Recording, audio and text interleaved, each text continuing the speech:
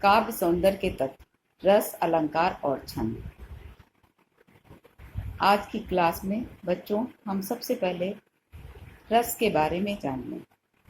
रस वह होते हैं जो किसी कविता, कहानी, नाटक या साहित्य को पढ़ने और सुनने में जो आनंद का अनुभूति कराते हैं, उन्हें रस कहते हैं।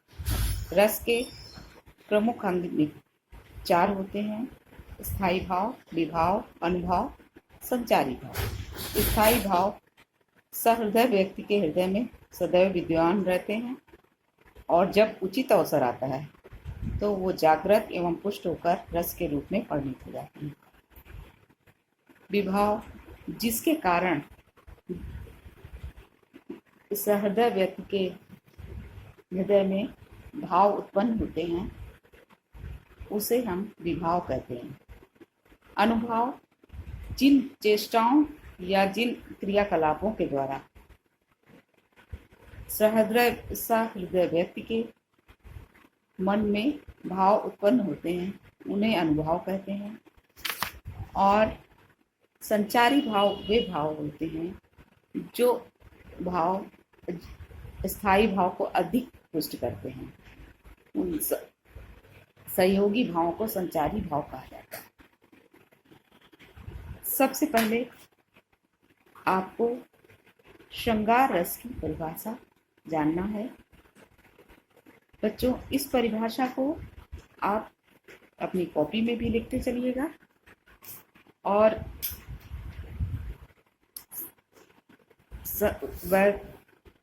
जब रति नामक स्थायी भाव, विभाव, अनुभाव और संचारी भाव से संयोग करके रस रूप में परिणित हो जाता है तो वह श्रृंगार रस कहलाता है। श्रृंगार रस 2 प्रकार के होते हैं: संयोग श्रृंगार, वियोग श्रृंगार। संयोग श्रृंगार वह होता है जब नायक और नायिका के परस्पर मिलन का वर्णन किया जाए, वहाँ पर संयोग श्रृंगार होता है। जैसे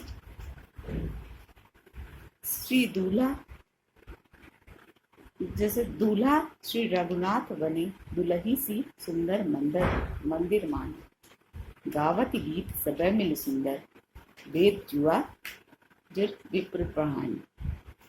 राम को रूप निहारत जानकी, कंकन के नक की परछाही, याते सबे सुधि भूल गई, कर टेक रही पल टारत नहीं।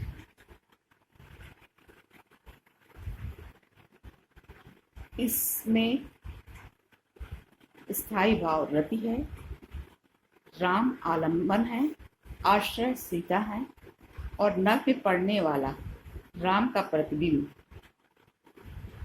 उद्दीपन और उस प्रतिबिंब को देखना, हाथ टेकना अनुभाव एवं तथा हर्ष एवं जड़ता संचारी भाव है।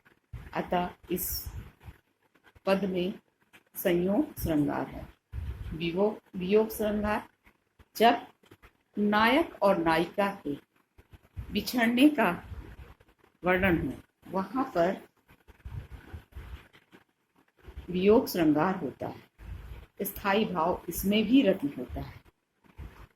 जैसे रे मन आज परीक्षा तेरी, सब अपना सौभाग्य मनावे, दरस परस निःश्रेष पावे, उद्धारक चाहे तो आवे, यही रहे यह चेरी। इसमें स्थायी भाव रति है। यशोधरा आलम्बन, उद्धारक गौतम के प्रति यह भाव कि वे चाहें तो आवे, उद्दीपन विभाव है। मन को समझना और उद्बोधन अनुभाव है।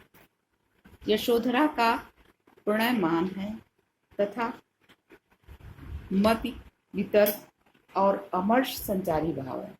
अतः इस छंद में वियोग श्रृंगार है। अब अगला रस है करुण रस। करुण रस, जैसा कि शब्द से ही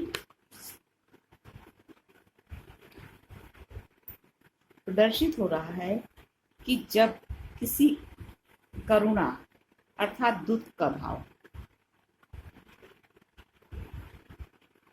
इसके अंतर्गत जब किसी चीज का विनाश हो या वियोग हो, तो ऐसे में जो हृदय सहृदय के मन में शोक नामक स्थायी भाव, विभाव, अनुभाव और संचारी भाव से संयोग करके रस रूप में परिणित होता है, तो वहां पर करुण रस होता है। उदाहरण, अभी तो मुकुट बंधा था मात, हुए कल ही हल्दी के हाथ, खुले भी ना थे लाज के बोल, खिले थे चुम्बन शून्य कपोल। हाय रुक गया यही संसार, बना सिंदूर अनल अंगार, वात हत लतिका यह सुकुमार, पड़ी है छिन्नाधार। इन पंक्तियों में पति का विनाश होना, आलंबन तथा मुकुट का बंधना, हल्दी के हाथ होना, लाज के बोलों का न खुलना आदि उद्दीपन है। वायु से आहत लतिका के समान नायिका का बेसहारे पड़े होना अनुभव है तथा उसमें विषाद, दैन, स्मृति, जड़ता आदि संचारी भावों की व्यंजना है। इस प्रकार करुणा के संपूर्ण उपकरण और शोक नामक स्थायी भाव इस पद को करुण रस की दशा को पहुंचा रहे हैं।